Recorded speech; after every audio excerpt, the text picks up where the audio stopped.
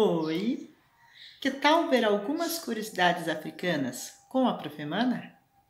A escravidão iniciou no século XV, quando os portugueses conquistaram também a costa da África.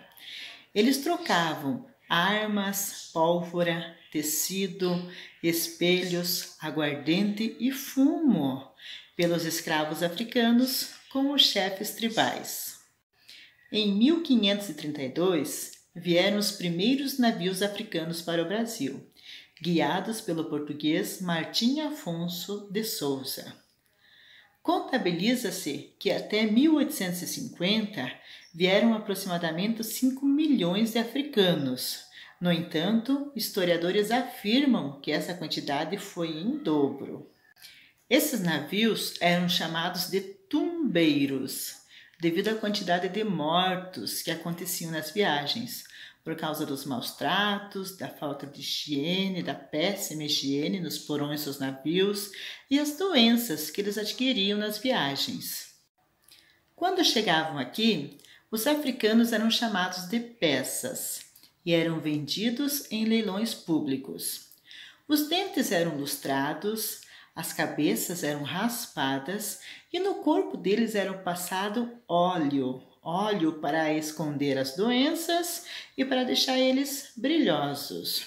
Os que eram magros, eles colocavam na engorda, como se fosse qualquer animal.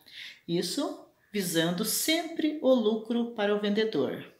Com relação ao valor, valia mais o homem e adulto de preferência. Para ser adulto, tinha que ter de 12 a 30 anos.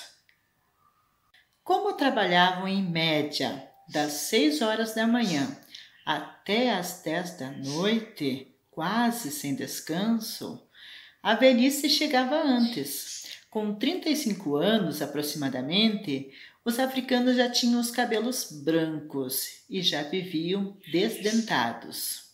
Eram batizados quando saíam da África ou quando chegavam aqui no Brasil, isso pelos portugueses. A Nossa Senhora do Rosário é a padroeira dos africanos. Conta a lenda que um dia ela saiu do mar e, ao ser chamada pelos índios, ela não deu atenção. O mesmo aconteceu com os marinheiros brancos. No entanto, quando os africanos tocaram seus tambores, aí sim, ela deu total atenção a eles. Por isso, então, Nossa Senhora do Rosário, padroeira dos africanos. Com relação às crianças, elas brincavam livremente até os 5 ou 6 anos e andavam nuas, tranquilamente. No entanto, quando completavam 7 anos, já tinham que se preparar para começar a trabalhar junto com seus familiares. Também com relação aos açoites, existia uma lei que determinava que os africanos poderiam levar no máximo 50 chibatadas por dia. Pensem na penalidade, hein? As senzalas separavam os homens das mulheres. Alguns casais, aceitos pelos seus senhores, tinham a liberação para morar em barracos feitos a pau a pique e coberto por folhas de bananas. À noite, batuques e passos de dança dominavam as senzalas, isso liberado pelos seus senhores no intuito de evitar revoltas.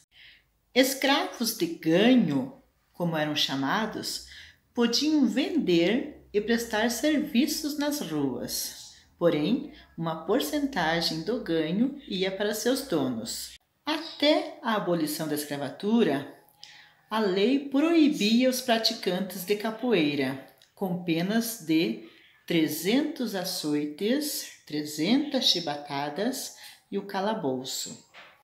Em algumas regiões, os africanos eram divididos em 3 categorias.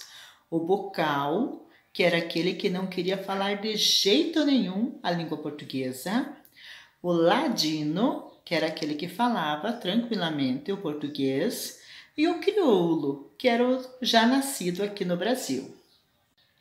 No dia 13 de maio comemora-se a abolição da escravatura no Brasil.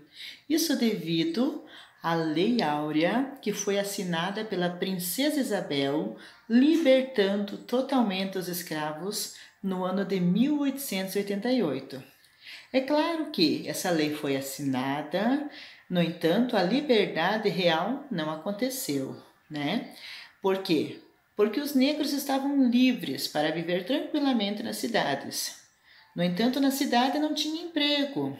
Eles eram desprezados, eles eram humilhados, eles eram caçados. Então, o que aconteceu?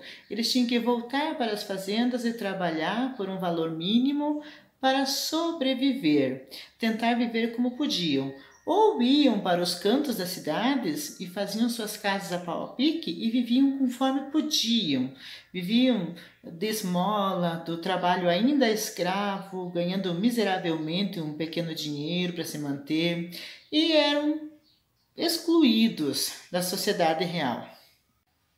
Outra situação intrigante é que os africanos, os filhos de africanos, eram proibidos de frequentar as escolas junto com os brancos. Qual era o motivo? O motivo diziam que era porque os africanos podiam transmitir doenças para os brancos. Que absurdo, né? O Brasil foi o último país da América a abolir a escravidão. Hoje em dia, com exceção, é claro, dos países africanos, o Brasil é o que possui o maior número de negros do mundo. E aí, deu para entender um pouquinho mais sobre os africanos? Até a próxima!